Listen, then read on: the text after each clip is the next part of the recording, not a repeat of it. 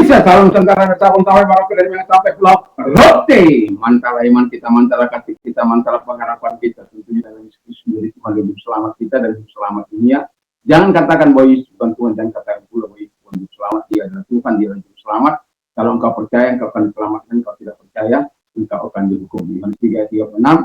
Dan Yesus sudah berkata, akulah jalan dan kebenaran dan hidup, tiada seorang sampai kepada Allah kalau tidak melalui aku.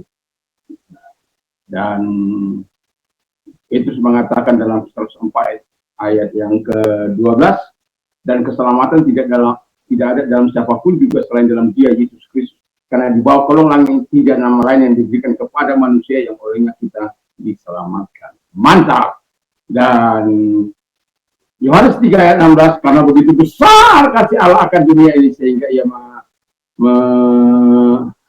memberikan anaknya yang tunggal supaya setiap orang yang percaya kepadanya tidak binasa melainkan beroleh hidup yang kekal. Saya dan saudara yang percaya kepada nama Yesus, engkau akan diselamatkan dan kita semua akan diselamatkan. Puji nama Tuhan. Dan kalau dengan hati percaya engkau dibenarkan dan mulut mengaku, dengan mulut mengaku engkau diselamatkan. Dan hati yang percaya tidak akan pernah dipermalukan. Roma 10 ayat 9 sampai dengan 11. Tuhan Yesus memberkati dan selamat pagi. Kiranya kekuatan Tuhan, kekuatan firman, kekuatan Roh Kudus, kekuatan firman, kekuatan doa akan terus menyertai kita dalam menjalani kehidupan ini. Dan semoga kebenaran firman Allah akan senantiasa menuntun kita di jalan-jalan yang diharapkan. Dalam beberapa hari ini saya tidak tayang oleh karena laptopnya rusak kan. Ya begitulah. Kiranya Tuhan Yesus memberkati kita semuanya. Dan saya menyapa kita selamat pagi dan damai sejahtera Tuhan menyertai kita semua. Sebelum kita mendengarkan firman Allah, mari kita berdoa. Terima kasih Tuhan, biarkan kami hidup bukan melakukan apa yang dituju Tuhan, tapi melainkan melakukan apa yang disuka oleh Tuhan. Dalam nama Yesus, amin. Saya akan membacakan Amsal 6 ayat yang ke-17, 16, 17, dan 18 sampai 19. Demikian bunyi firman Allah. Itulah sebabnya ia ditimpa 6 perkara ini yang dibenci Tuhan, bahkan 7 perkara yang menjadi kekejian bagi hatinya. Mata sombong, lidah dusta, tangan yang menumpahkan darah orang yang tidak bersalah, hati yang membuat rencana-rencana yang jahat, kaki yang segera lari menuju kejahatan, seorang saksi dusta yang menimbulkan kebohongan, dan yang menimbulkan pertengkaran saudara. Haleluya. Dan ini tema kita adalah things God hate. Jadi hal-hal yang dibenci oleh Allah, ya. Dikatakan mata sombong. Anda pernah melihat orang yang mata sombong, ya? Tentu kita sebagai orang yang hidup di dunia ini pernah melihat bagaimana orang yang memiliki mata sombong, menganggap orang lain tidak ada, meremehkan orang lain, merendahkan orang lain. Tapi itu adalah hal yang sangat dibenci oleh Tuhan dan tidak disuka oleh Tuhan. Daripada kita mata sombong, lebih baik kita rendah hati di hadapan Tuhan. Dan kalau itu kita miliki, maka Tuhan akan menyayangi kita. Yang kedua, kata firman Allah, lidah dusta. Ada banyak orang dalam dunia ini suka berdusta. Dusta kepada anak, dusta kepada istri, dusta kepada orang lain, dan dusta kepada diri sendiri. Bayangkan kalau dusta kepada diri sendiri, itu berarti dia tidak mengasihi diri sendiri. Misalnya dusta kepada diri sendiri, besok saya mau pergi dulu ke santai-santai, ya. Tapi dia tidak, dia mendusta dirinya sendiri. Yang kedua, ketiga kata firman Allah saya, karena ini cuma renungan, tangan yang menumpahkan darah orang yang tidak bersalah. Ini berhati-hati, ya. Tangan yang menumpahkan darah orang yang tidak bersalah. Dan pasti balasan Tuhan akan datang kepada orang-orang yang menumpahkan darah orang-orang yang tidak bersalah. Tapi kita lihat banyak orang yang melakukan hal-hal, mereka menganggap makanya menganggap mereka tidak ada artinya. Ada Pamio mengatakan jangan melawan orang miskin, jangan melawan orang kaya, atau pengusaha melawan pemerintah.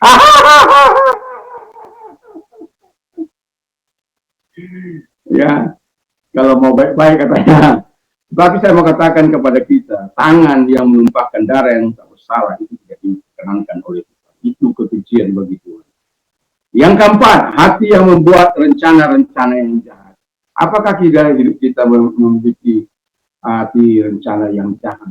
Hari ini, di mana kita makan, siapa yang kita makan, ya, dan kalau itu sampai rencana-rencana jahat, pikiran-pikiran jahat untuk mencelakai orang, berhati-hatilah dalam hidup.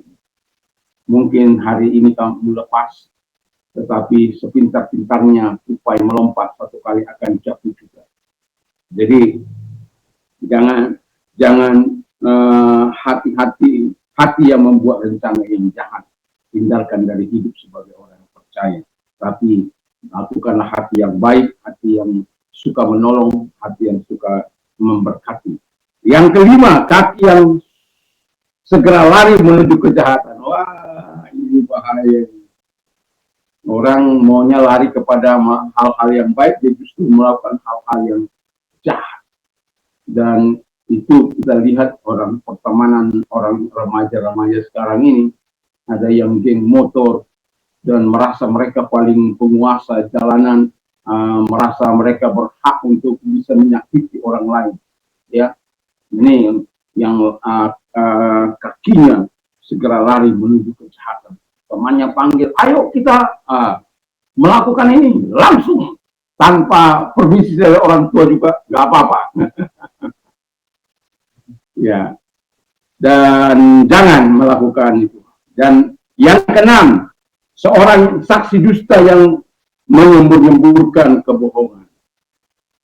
Saya punya kesaksian hidup di mana seseorang ya menyembur-nyemburkan kebohongan, ya, dan saya cukup menderita oleh karena perbuatan orang tersebut, dan pada akhirnya ya organisasi saya meminta saya sampai 7 kali. Tidak ada yang bela teman sejawat pun, tidak ada yang mau bersurat menuliskan fakta-fakta yang ada. Saya minta kepada teman saya yang anggota istilahnya majelis daerah di daerah ini, tapi tidak ada respon.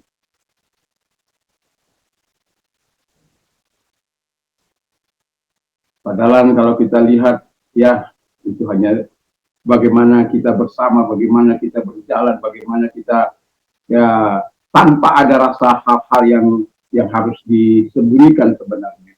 Tetapi kenyataan, makanya